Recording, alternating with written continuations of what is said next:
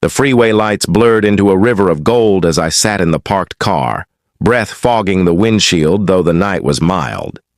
In L.A., secrets come wrapped in sunshine and expensive glass. They never expect you to look behind the curtains. My name is Anna. Angel had told me he was at a business dinner. He said it in that calm, practiced voice that made doubt sound like my own paranoia. He'd been late more nights than not. His phone had started living face down on the kitchen counter. His excuses thinner than the coffee he brewed. When we moved to Brentwood, everyone said we'd made it. The house had a clean facade, a lawn that showed up in lifestyle feeds, and a mortgage that felt like a promise. Angel walked like a man who owned the skyline. That's the thing about people who build illusions. They start to believe them. It began with the small betrayals, a faint scent of someone else's perfume on his jacket, unexplained transfers clearing our joint account, the way he'd suddenly book work trips that never appeared on a calendar. I shoved those moments into corners of my mind. You do, because admitting the truth would mean admitting you were wrong about the life you'd built. Tonight, I waited until the house went quiet. I wore his old sweatshirt that smelled faintly of him and drove. Brentwood's quiet streets were lined with lemon trees. The night smelled faintly of citrus and car exhaust. I let the engine idle and watched the house across the way. Modern glass panes, lights arranged like an invitation. Angel's SUV was in the driveway. My hands didn't tremble at first. I felt shock like a slow clinical thing. A measured numbness that allowed me to see everything. The way the porch light tilted the slant of someone's silhouette through, blinds the curve of a laugh that belonged to a woman who shouldn't be there.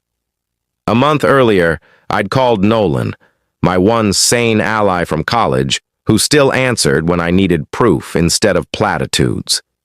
He worked in real estate now, elbows deep in escrow and titles and the kind of legal paper that makes lies visible. "Check me," I'd said, voice steady. "See if Angel bought anything lately. I don't want assumptions, just facts." He'd answered with a single stunned word. "Anna."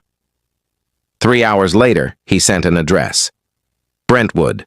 Private sale, last month. Closed in cash. Listed to Angel Morales. Contact number? Not his. Registered to a Sarah Khan? Sarah. The name was a dull stone landing in my chest because once smiled and called her a colleague at a holiday party, and I'd believed the lie without wanting to. Now I drove to that address because the truth matters when you're planning the next move. I parked 2 blocks away, beneath a street lamp that hummed like a witness. Through the hedges, the house glowed warm. Inside, laughter. The kind that grows reckless when you think no one will come looking. I watched them through the slatted blinds. He had his arm around her waist. She leaned in the way secrets lean against each other and become obvious. They kissed, unaware of the shadow that memorized their movements. Something inside me unclenched. I could have gone to the front door and screamed. I could have thrown rocks or called the police with a trembling voice. But he'd made a mistake far worse than cheating. He'd put everything in his name. His arrogance was a ledger. His confidence, a registration stamp. He'd left me all the paperwork I'd ever need. At home, I took a long look at the photos on our mantle, the staged smiles at our wedding, the candid of us in front of Yosemite, the Polaroid of Christmas mornings. I didn't cry. I cataloged. Angel had always loved to sign his name like it was an asset. He'd used it to buy cars, accounts, a trust in his mother's name. His biggest miscalculation? He'd never imagined I'd use the law and his pride against him. That night, I sat at the kitchen table and opened a laptop. I found the closing disclosures Nolan had forwarded. I read line by line, the numbers clean and brutal, the seller's agent phone number repeated. There were signatures, notarized and smug. Angel's name in black ink. I took screenshots like a detective harvesting evidence, except I was both detective and victim. Nolan called again, softer this time. "Anna, you don't have to," he started. "Yes," I said, and surprised myself with the calm. "I do. I want everything recorded. If he thinks it's a private life, he's wrong. If he thinks his name is untouchable, he's wrong. The plan began forming like a map. Legal pressure, public exposure, a quiet dismantling of the finances that kept his ego fed. It would be surgical. It would be humiliating. It would be precise. But first, information. Who was Sarah beyond the glossy photos on LinkedIn? How deep did the purchases go? Which accounts were joint, and which were his alone? Every email, every invoice, every whispered appointment would be a thread. I thought of the face he made when he told me he loved me at our wedding. That easy, indulgent smile. I thought of the nights he fumbled for my hand and pulled it away like a guilty actor pretending innocence. He'd taught me how to read him. Outside, the street was quiet. A neighbor's television murmured through an open window like a distant tide. I closed the laptop and held my hands under the kitchen light, eyes fixed on the ring that had seemed, until this year, to be a promise.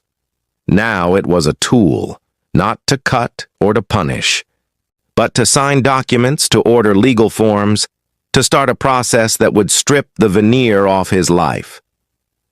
The thing about power, Nolan once told me over cheap coffee in college, is people who have it home-breed arrogance. They think their names are vaults. They forget the law can open vaults. I slept for 3 hours and woke like someone who had been taught a new language. Revenge, I realized, wasn't the end. It was an instrument for clarity. The next morning, I would begin by filing requests, freezing accounts where possible, and planting seeds of doubt in people who mattered to him, investors, partners, friends. This wasn't about pain. It was about dismantling a scaffolding he'd believed permanent. As dawn pulled at the blackout curtains, I looked at the skyline, the downtown towers distant and indifferent. I felt oddly relieved. The discovery had been violent, but it had opened me to a kind of focus I hadn't had in years. He thought he had hidden everything, but in America, every asset has a paper trail, and he'd walked right over his. This was just the first night. When you've spent years building a life with someone, you start to memorize their rhythms, the way their footsteps sound on hardwood, the time their keys hit the counter, the specific tone they use when lying. By the time Angel walked into the kitchen that morning, I already knew everything he'd say before he said it. He still kissed my cheek like he hadn't spent the night at her house. "Morning, beautiful," he said, grabbing orange juice from the fridge. "Morning," I replied. My voice didn't tremble. It almost scared me how calm I sounded. He sat, scrolling through his phone, half smiling at messages I didn't need to see to understand. I wanted to ask him if she was worth it. The risk, the lies, the destruction of everything we built. But I didn't. Not yet. Because this wasn't about screaming anymore. It was about strategy. The office smelled like printer toner and black coffee. Nolan looked up when I entered. Tired eyes, same messy hair from college. "Anna," he said quietly, "you sure you want to go through with this?" I sat across from him, sliding my phone across the table. "I have screenshots of the property, deeds, dates. I want to make sure he never sees this house again. Not legally, not financially." He exhaled. "That's not simple. Everything's in his name." "Exactly," I said, leaning forward. "Everything." He blinked, then nodded slowly, realizing what I meant. "If everything's in his name," I continued, "then legally, I can liquidate it all. Cars, accounts, stocks.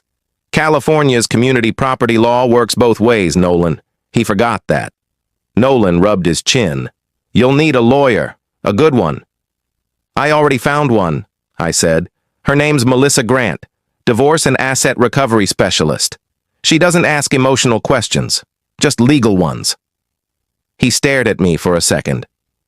"You really planned this overnight?" I smiled faintly. "No, I've been planning this for years without realizing it." Melissa Grant was sharp, all black blazer, precise voice, and zero small talk. She listened as I laid it out. The house, the mistress, the hidden money, the arrogance. Then she said something I didn't expect. Do not confront him yet. The moment he knows, he moves assets, shuts down accounts, changes passwords. You stay silent. Let me do the paperwork quietly. Silent? I repeated. Completely, she said. We'll file under delayed notification. By the time he knows, it'll be too late. That was the moment the plan changed from emotional to surgical. I opened his laptop, the one he'd used for years, the one he thought I didn't know the password to. But Angel wasn't creative. His password was always the same, Sarah 1994. When the desktop lit up, it felt like a pulse under my fingertips.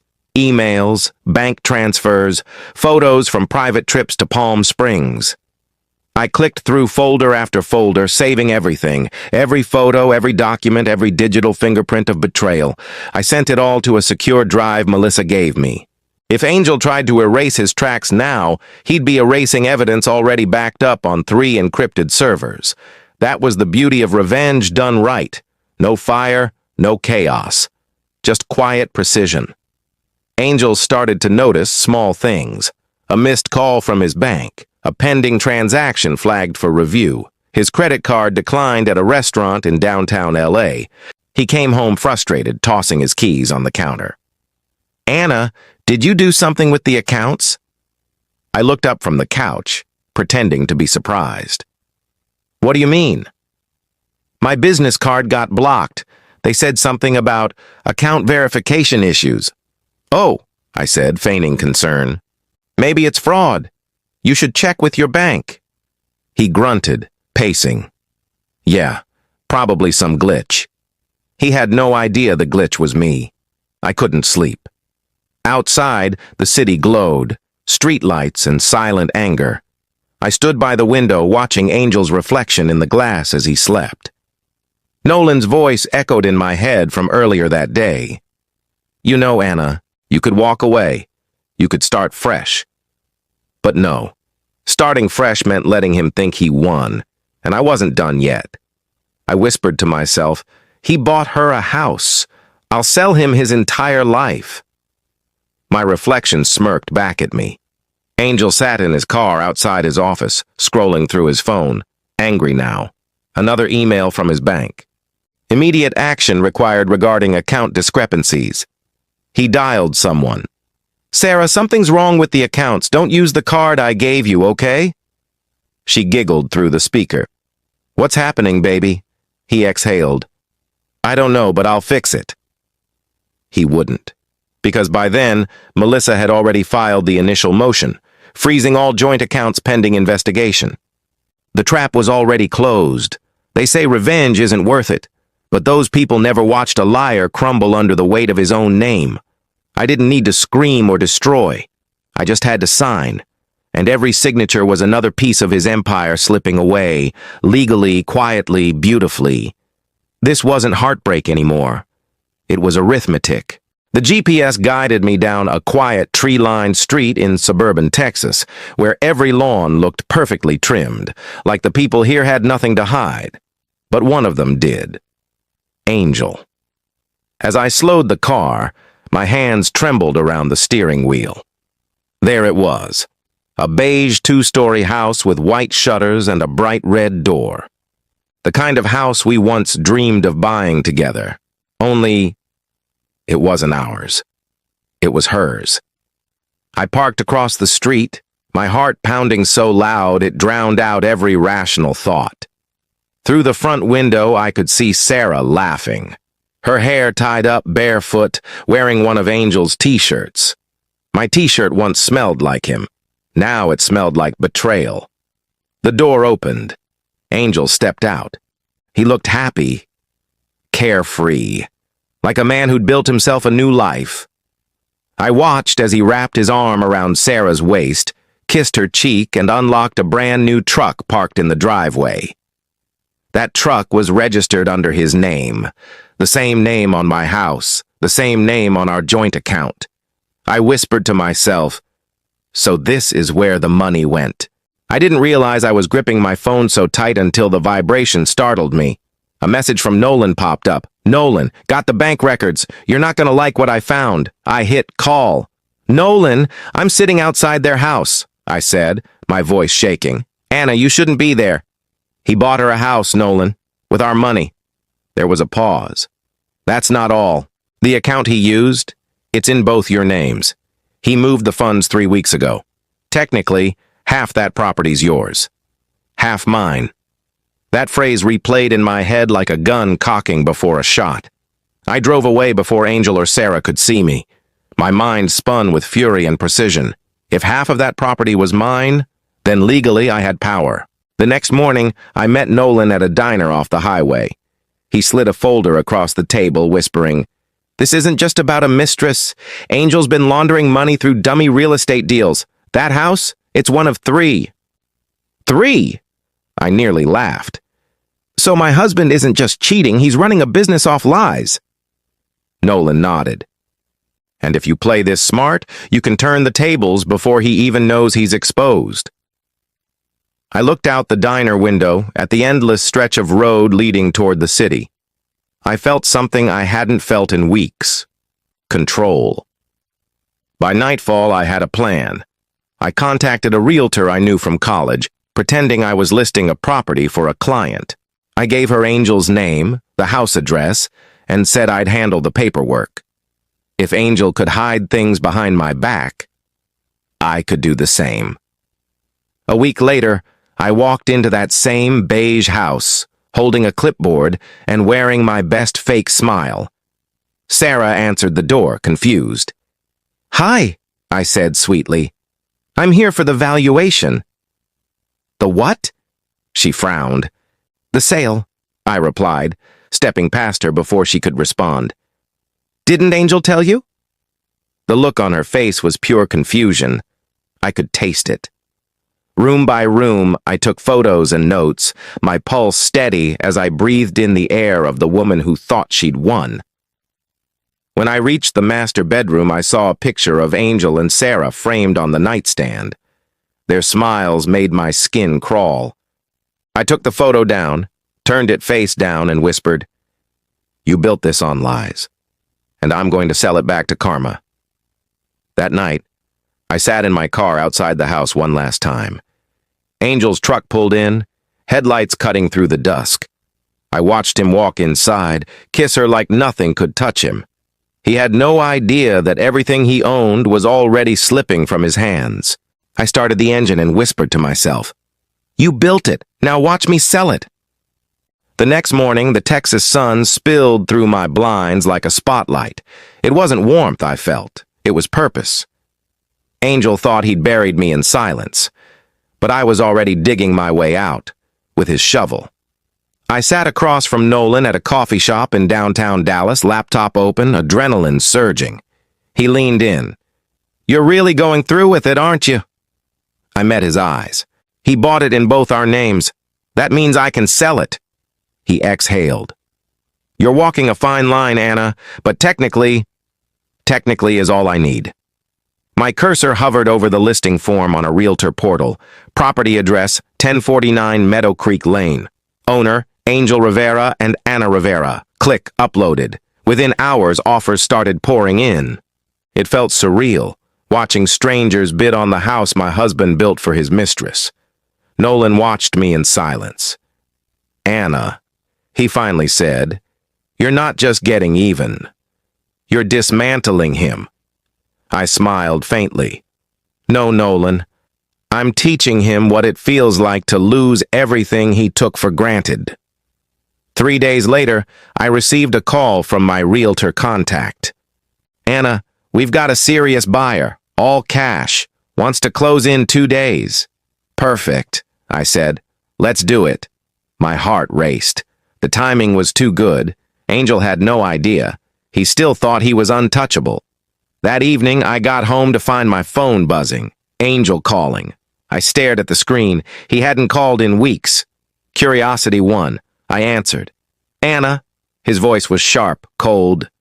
"Why did the bank just flag a title transfer request on my property?" My property. I smiled to myself. "Which one?" "Don't play dumb with me," he snapped. Meadow Creek, the house. What the hell are you doing? Oh, I said, voice calm. You mean the one you bought with our money? For your mistress? There was silence, long, heavy, choking. Then, you crazy bitch. I chuckled softly. Maybe. But I'm the crazy bitch who owns half your kingdom. He hung up. Nolan looked over at me from across the room. That was risky. I'm done being careful, I said. He wasn't careful when he betrayed me. 2 days later, the sale went through. $480,000 transferred straight into the joint account. Legally ours. Before Angel could react, I withdrew half. My half. Then, I transferred the rest into a temporary escrow under maintenance dispute, which meant Angel couldn't touch it. He called me 30 times that night. I didn't answer once. The next morning, there was a knock on my door. I opened it and froze. Sarah. Her eyes were red, her voice trembling. You sold my house. I leaned against the doorframe, arms crossed. Correction, our house. She tried to stay calm. You don't understand. I didn't know about any of it. Save it, I said coldly. You knew he was married.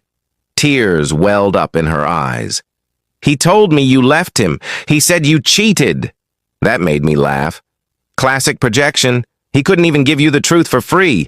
She looked down. I'm pregnant, Anna. The air froze between us. My stomach twisted, but I didn't flinch.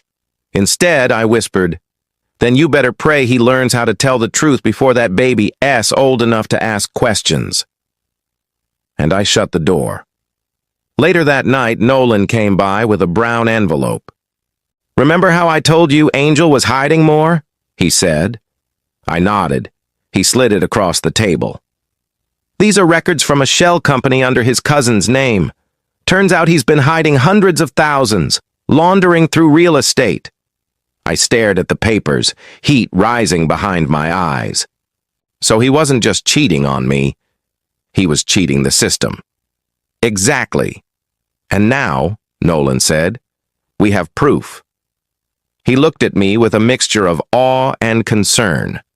You really want to go through with this? You could end him, Anna. I met his gaze, voice steady. I don't want to end him, Nolan. I want to expose him. The way he exposed my heart. 2 hours later, I was outside Angel's office building watching him lock up for the night. He looked nervous. Maybe Sarah told him. Maybe he finally realized his empire wasn't built on secrets. It was built on sand. As his car pulled away, I whispered into the night. You stole my trust, my money, and my peace. Now I'll take what's left. Your name. The next morning, Nolan filed a fraud report with the State Real Estate Board. Attached. Every document, every false transaction, every lie. By the time Angel woke up, his accounts were frozen, his business license revoked, and his world burning.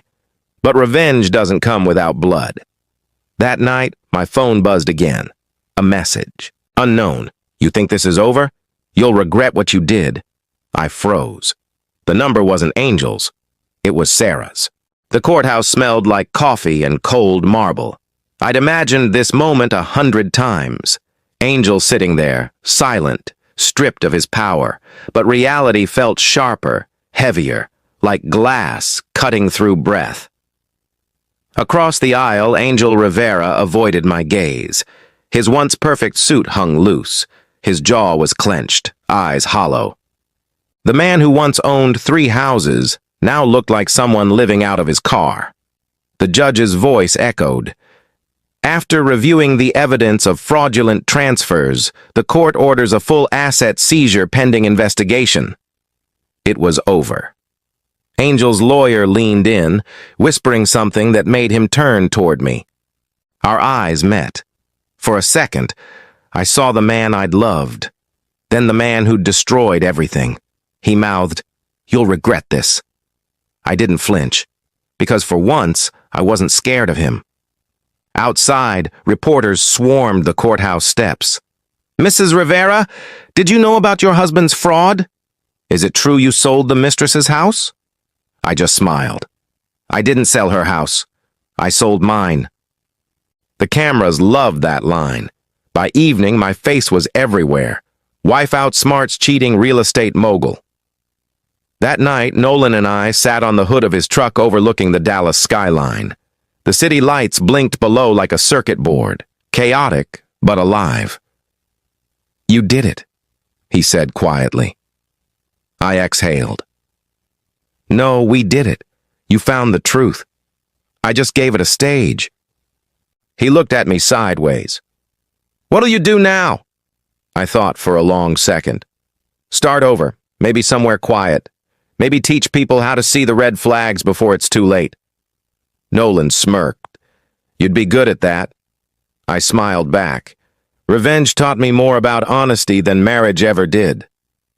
A week passed. Angel's empire collapsed publicly. Accounts frozen, partners fleeing, his name trending for all the wrong reasons. But the silence that followed wasn't peace. It was too quiet. One night my phone buzzed. Private number. I hesitated, then answered. No words, just breathing. Then a voice I didn't expect. "Sarah." "You ruined everything," she whispered. "He lost everything because of you." My pulse quickened. "Because of me? He lied to both of us, Sarah. You think this makes you a hero? I think it makes me free." She let out a shaky laugh. "You don't know him like I do. He'll come for you." Click. The call ended. The next morning, Nolan showed up pale and tense. "Angel's gone," he said. "They can't find him. His bail hearing was set for today. He never showed." I froze. "Gone? As in disappeared. His phone's off, accounts are empty. FBI's involved now." I walked to the window. The street below was calm.